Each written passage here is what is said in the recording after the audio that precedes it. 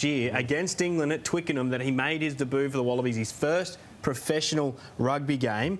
Shep, what have you made of the impact of this guy since this match? Well, didn't he explode onto the scene? Absolutely. And I feel like this game is actually going to be used to review before they play England this weekend, just by where he was able to create opportunities, create space, and turn little opportunities like that. Like that was the one. That was the one that everyone went, oh my God. Yeah. Definitely. And the little tip pass on that I think goes to Tom Wright to run away and score in the first half as well was great. Look, I think when you look at his 12 months, when someone arrives on the scene with that much expectation, and expectation was beyond up here, you know, everyone was expecting him to score on every touch, score 3 tries a game, you know, change results of games through one player. I think he's absorbed that so well. It hasn't been perfect. I think there's still a lot for Joseph to improve on, and hopefully he just continues to get better and better. But I think as far as expectations and what we were hoping, well, I think Wallaby fans have been pretty blessed to what we've got. Timmy? I think he's got a bit to go, Joseph. I think he's starting to get that combination with Len Ikitau now. They've played, you know, I think it's 11 or 12 test matches together. He's, you know, going to be playing teamed up with Hunter Paisami against England. But defensively, he's got a bit more work to do, I think, Joseph, and understanding when to rush up. At the moment, I just feel he's defending like a rugby league player. He's backing off. He's got to go with his inside centre. So he's just trying to get that rhythm right. And I reckon, I get the feeling, he's a little bit frustrated with the lack of ball and the space that he's getting the last 3 or 4 test matches.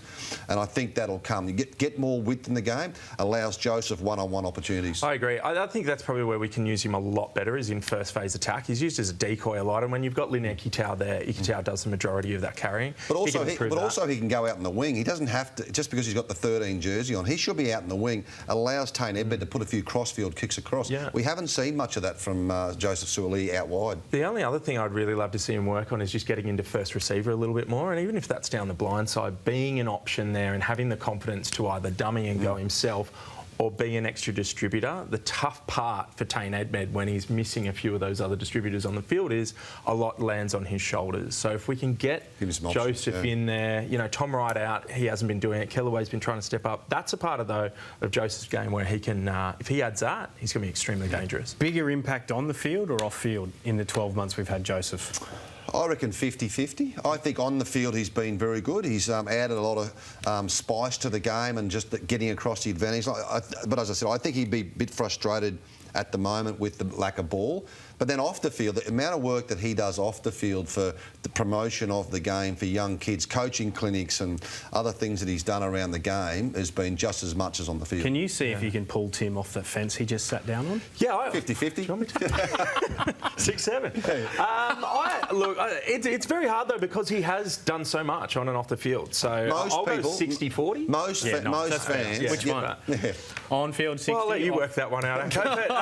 But most fans see him on the field. They don't see a lot of the work that he does with coaching clinics on on a Thursday night somewhere or other different promotions for the game. That's all part of it. That's all part of the contract. It's not all about playing on the footy field as well. Turning up to events like the Bill Court Rugby Lunch, which he gave up his time and he didn't have to be there to come and talk. I think it was fantastic. Not to mention the crowd that stuck around after his first Waratahs performance to see him. That was really great, and he's up in the grandstand. The one last thing I'll just say about Joseph before we move on is, and I mean it with all love to Len Ikitau, he's a very difficult player to play outside, Len. Because Len goes everywhere and he goes looking for the ball, you'll find him picking and driving and things like that. I also think that's made things quite difficult for Joseph because there's no consistency of 10, 12, 13. Can't come around the corner and go, great, there's Tane, there's Len, I'm in my line, I'm ready to play. Keeping width for when the ball comes. You see him get a little bit lost in phase play, and I think that will come with time as well. And hopefully the inclusion of Hunter Paisami, who's maybe not that loose the way he plays 12, will make things a little bit easier. So I'm really, really excited to watch the next few games.